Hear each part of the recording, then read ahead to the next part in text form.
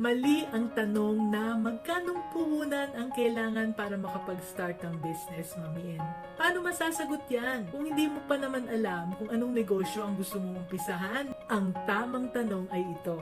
Anong business ang dapat kong umpisahan? Diyan tayo mag-umpisa. Ang sagot ko dyan is this question. What is your business calling? Saang business ka inihahanda sa buhay mo? May proseso ako dyan. And that is to help you examine your life's journey. Mula sa kung sino at ano ang trabaho ng mga magulang mo, ilan kayong magkakapatid, ano yung buhay mo nung bata ka pa, hanggang ngayong malaki ka na.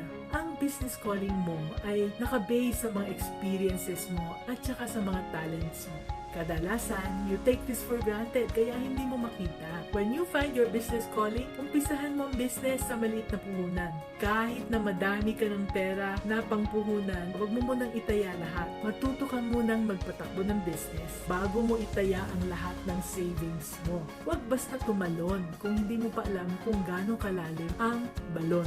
Pag-usapan muna natin yan. Be business-minded, Pinoy. Naku anak, mali ang tanong mo.